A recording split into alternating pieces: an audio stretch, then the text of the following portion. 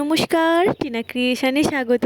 গিয়েছিলাম এক সপ্তাহ আগে ৫৮ গেটের রাসমেলায়, তবে সময় হয়ে ওঠেনি, তাই আপনাদের সাথে আর ভিডিওটা শেয়ার করা হয়নি। আজ সেটা আপনাদের সাথে শেয়ার করছি।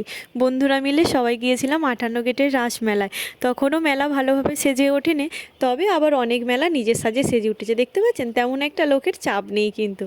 এই যে এখানে বিভিন্ন সাজে দোকানগুলো কি সুন্দর সেজে উঠেছে, একদম রঙে রঙে চারিদিকটা যেন ছড়াছড়ি।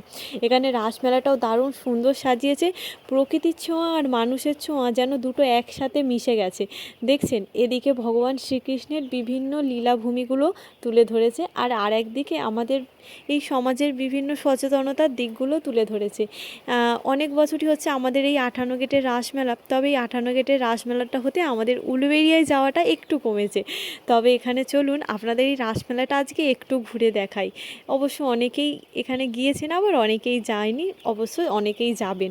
তবে ছোটোবেলার অনুভূতিগুলো কোথাও না কোথাও একটু যেন ফিকে হয়ে গেছে। উলুবেড়িয়ায় যেতাম, বাপির কাঁধে করে চেপে, মনে পড়ছে সেই সমস্ত দিনগুলো।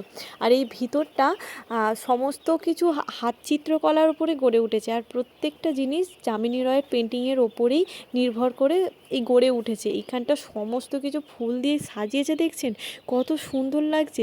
লাইট দিয়ে ঠিক যেন একদম ভগবান শ্রীকৃষ্ণ যেমন যেখানে রাস করেছিলেন সেখানে জায়গাটাকে যেন হুবাহু হয়তো তুলে ধরার চেষ্টা করেছেন। দেখছেন হাতের কি নিপুণ চিত্রকলা, সমস্ত কিছুই যামিনী রায়ের চিত্রকলার উপরে নির্ভর করে কিন্তু গড়ে উঠেছে। এখানে আপনারা অনেকেই জানেন। আর ভিতরের অ্যাম্বিয়েন্সটা দেখুন কত সুন্দর।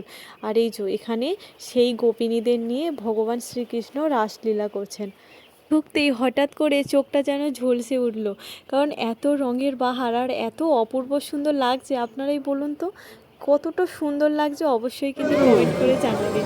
তার উল্টো দিকে আছে এই সমাজ সচেতনতার বিভিন্ন দিকগুলো তুলে ধরেছে।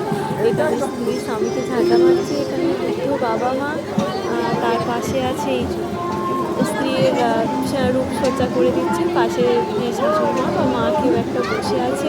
তারপরে আমরা এই বন্ধুরা মিলে একটু জিলিপি নিমকি খেয়ে চলে এলাম বাড়ি। তবে চলুন আজ আসি, দেখা হবে কাল। ভালো থাকবেন, সুস্থ থাকবেন, সাবধানে থাকবেন।